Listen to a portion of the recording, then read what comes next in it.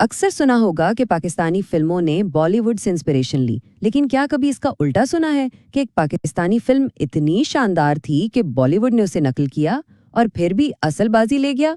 आज हम बात करेंगे एक ऐसे ही शाहकार दहलीज की, जिसने साबित किया कि कुछ कहानियां अपनी ही मिट्टी में जड़ पकड़ती हैं। तो सवाल ये उठता है, क्या वाकई एक पाकिस्तानी फिल्म एक आलमी अदबी शाहकार को बॉलीवुड से बेहतर अंदाज में पेश कर सकती थी? चलिए आज इस राज से पर्दा उठाते हैं। जरा स्क्रीन पर देखिए, बिल्कुल आमने सामने। एक तरफ है पाकिस्तान की दहलीज, जो 1983 में रिलीज हुई और ऐसी कामयाब हुई कि 100 हफ्ते से ज्यादा सिनेमा पर चली, यानी डायमंड जुबली हिट। और दूसरी तरफ ठीक 2 साल बाद उसी की scene by scene Bollywood copy ऊंचे लोग, जो बॉक्स ऑफिस पर बुरी तरह फ्लॉप हुई। कहानी एक, किरदार वही, अंजाम इतना मुख्तलिफ। आखिर ऐसा हुआ क्यों? अच्छा, इस कहानी की जड़ों को समझने के लिए हमें थोड़ा पीछे जाना होगा, 19वीं सदी के इंग्लैंड में, क्योंकि दहलीज दरअसल एमिली ब्रॉन्टे के मशहूर ज़माना नॉवल विदरिंग हाइट्स की एक बेहतरीन पाकिस्तानी तश्कील थी। और फिल्म की असल जहानत यही थी। उसने नॉवेल के हर किरदार को पाकिस्तानी रंग में ढाल दिया। विदरिंग हाइट्स का हेथक्लिफ, जो मोहब्बत और नफरत की आग में जलता एक आउटसाइडर था, वो दहलीज में नदीम का किरदार बन गया। और कैथरीन, जो मोहब्बत और समाजी हैसियत के बीच फंसी हुई थी, वो शबनम के किरदार में नजर आई। इंग्लैंड की वीरान पहाड़ियों की जगह पाकिस्तान की जागीरदाराना हवेलियों ने ले ली, जहां तबकाती फर्क और जमींदारी निजाम की कशमकश बिल्कुल वैसी ही थी। फिल्म का नाम ही आप समझ लें, उसकी पूरी कहानी है दहलीज, यानी वो चौखट, ये वो लकीर है जो अंदर वाले को बाहर वाले से अलग करती है। ये उस समाजी दीवार की अलामत है जिसे फिल्म का हीरो अपनी बेपनाह दौलत और ताकत के बावजूद कभी पार नहीं कर पाता और हमेशा एक बाहर वाला ही रहता है। लेकिन ठहरिए, दहलीज अकेली फिल्म नहीं थी जिसने इस कहानी को अपनाया। अब वक्त है असल मुकाबले का, लॉलीवुड वर्सेस बॉलीवुड, ये देखने के लिए कि दहलीज बाकी सबसे अलग क्यों थी। और नतीजा? खैर, नतीजा आपके सामने है।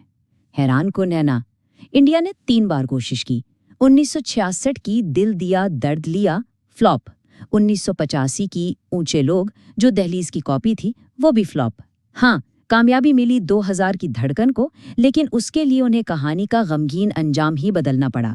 इन सब के बीच सिर्फ दहलीज ही थी जो कहानी के साथ वफादार भी रही और तारीख भी बना गई। तो उसकी वजह क्या थी?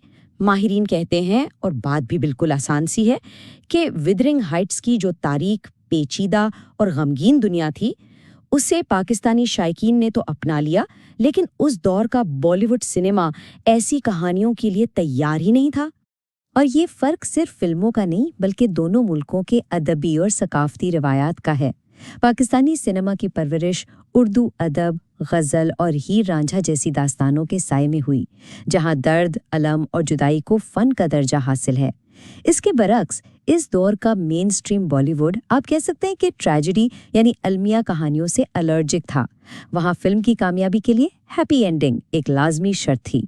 लेकिन दहलीज की ये बेमिसाल कामयाबी कोई इत्तेफाक नहीं थी।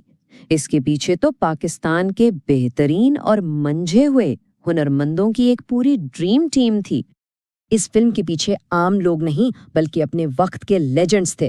डायरेक्टर मोहम्मद जावेद फाजिल, मुसन्निफ सैयद नूर, जिनके कलम से निकली कहानियां हिट हो जाती थीं, मूसीकार कमाल अहमद, जिनकी धुनों का जादू सर छोड़कर बोलता था, और फिर आवाज थी शहनशाह गजल मेहदी हसन की। उनकी गजल आज तो गैर सही सिर्फ एक गाना नहीं, इस फिल्म की रूह है।